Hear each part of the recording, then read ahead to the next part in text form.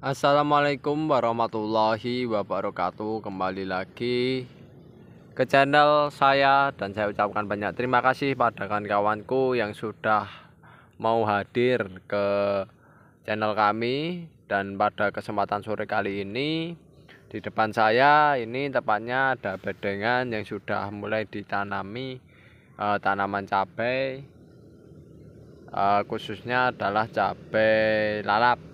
Dan di bagian sana kan ya, di bagian sana pun sudah mulai ditanami cabai ya, cabai lalap ya, yang dipergunakan sebagai untuk susulan ya dari eh, tanaman cabai sebelumnya. Untuk susulan kita tanami cabai, dan yang jelas mumpung masih ada air ya, kondisinya masih basah lahannya.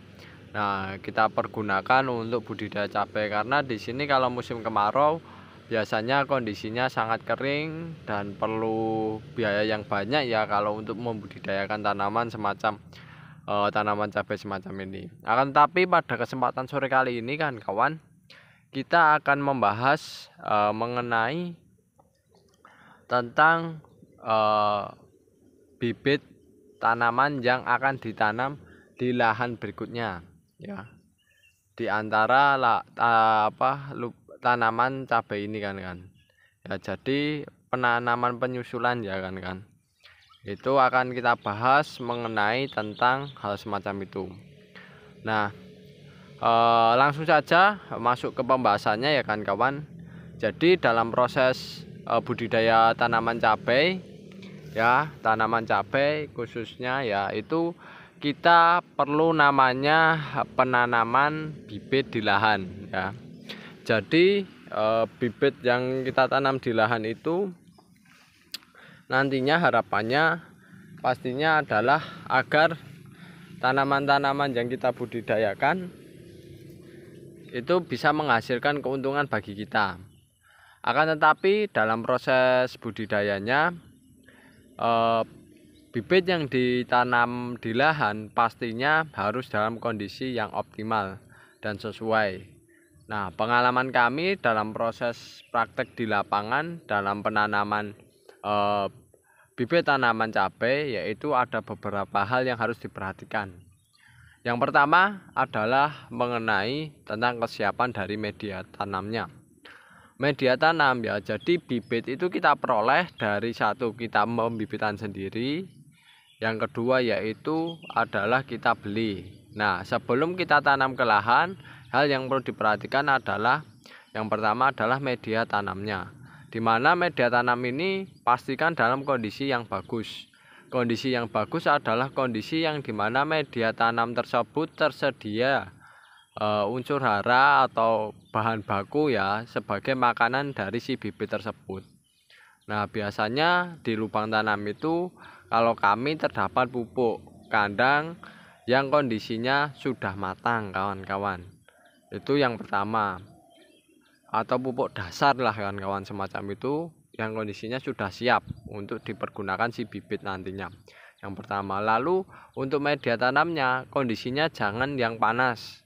Ya, dalam artian sebelum kita lakukan penanaman, kondisi media tanam ini harus dalam kondisi yang suhunya optimal sesuai. Nah, suhu yang sesuai itu yang bagaimana? Yang kondisinya lembab kawan-kawan ya. Itu menurut pengalaman kami kondisi lembab tanaman cabai, bibit cabai kalau kita tanam itu jauh lebih survive dibandingkan dengan yang kondisinya panas. Biasanya kalau kondisinya panas terkadang mengalami layu sementara, akan tetapi kalau kondisinya lembab itu biasanya lebih dingin lah ya, lebih dingin, lebih survive, jadi tanaman tidak mengalami layu sementara semacam itu. Nah, lalu selain media tanamnya yang perlu diperhatikan kawan-kawan ya, pastikan kondisinya yang terpenting itu kan suhunya yang optimal, kondisinya lembab, tersedia air ya, ada airnya ya untuk mereka adaptasi, lalu juga ada pupuk kandangnya ya untuk mereka makan. Lalu berikutnya adalah yaitu jumlah dan jenis dari si bibit cabai itu sendiri. Nah, pastikan dalam membudidayakan tanaman khususnya cabai semacam ini kawan-kawan perlu perhitungkan ya, diperhitungkan jumlahnya. Lalu yang kedua adalah jenisnya. Nah, jenisnya jangan sampai tercampur, dan jenis bibit tanaman cabai yang digunakan adalah bibit tanaman yang khususnya untuk konsumsi. Jadi biasanya kita menggunakan bibit yang sifatnya hibrida. Ya, bibit hibrida yang sesuai keinginan pasar kawan-kawan ya. Seperti di yang ini kan kawan, yang ini adalah bibit tanaman cabai rawit ya kan kawan. Ya mohon maaf, tanah ini adalah kita menggunakan cabai rawit ya, cabai rawit yang sifatnya semacam sekelompok ori langgeng. Nah, semacam itu di pasar mampu diterima kan kawan.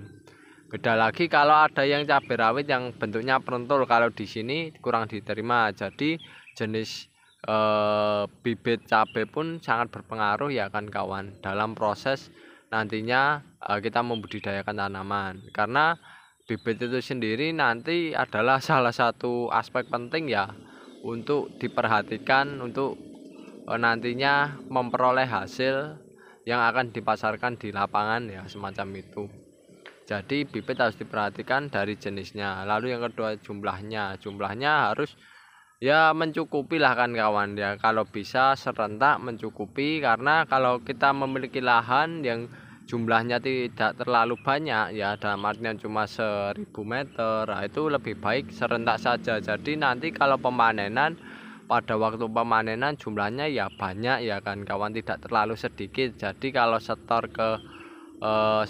ke pengepul dan tidak memakan biaya yang cukup banyak ya untuk distribusinya dari lahan ke pengepul. Nah, itu kan pastinya ada biaya. Lalu yang berikutnya yang menjadi pokok perhatian dalam proses bibit kita tanam ke lahan itu adalah kesehatan bibitnya. Nah, jadi sebelum penanaman ke lahan, pastikan bibitnya dalam kondisi yang sehat. Kondisi yang sehat itu kondisi bibit itu tidak abnormal ya, dalam artian kondisinya normal kan kawan. Nah, biasanya sebelum dilakukan proses penanaman itu biasanya terdapat bibit-bibit yang sifatnya satu, secara fisik kurang bagus, dalam artian kerdil. Yang kedua yaitu bibit tanamannya itu biasanya daunnya mengkerut kan karena serangan hama atau daunnya rusak. Nah, itu biasanya jangan dipakai ya, pilih yang terbaik kan kawan, semacam itu. Lalu yang ketiga yaitu adalah biasanya bibit terkena penyakit kuning. Nah, dari awal biasanya ada beberapa bibit yang terkena penyakit kuning sebelum ditanam di lahan. Nah, itu kalau bisa semaksimal mungkin untuk tidak ditanam di lahan, karena nantinya kalau bibit itu terkena penyakit, takutnya adalah kalau kita tanam ke lahan malah makin lama makin menyebar. Maka dari itu kita singkirkan ya, bibit yang terkena penyakit itu kita singkirkan, kita pergunakan bibit yang kondisinya bagus. Nah, lalu yang ketiga ya, selain kondisi kesehatan si bibit itu perlu diperhatikan dalam proses penanaman selanjutnya, yaitu adalah yang ketiga adaptasi dari si bibit itu sendiri. Nah, jadi sebelum penanaman di lahan, kan sudah menseleksi nih yang bagus-bagus yang mana, lalu diadaptasikan kondisinya di lahan ya, kurang lebih beberapa hari lah ya, dipanaskan di lahan kan. Kalau kami biasanya 3 hari ya, 3 hari sampai 1 minggu itu sudah cukup menurut kami dan pengalaman kami kayak gitu. Itu dipanaskan di lahan. Nah, ya kondisinya bagaimana ya, apakah layu apakah enggak. Nah, kalau kondisinya sudah sekiranya tanaman si bibit cabai itu sudah survive, dalam artian dipanaskan di lahan kondisinya tidak layu dan ya dalam kondisi yang normal lah. Nah, semacam itu baru kita tanam, karena biasanya kalau ada bibit yang sifatnya tidak diadaptasikan semacam itu, ada bibit yang terkadang mati kan kawan ya, menjadi layu sementara secara terus menerus, tidak survive di lahan karena suhu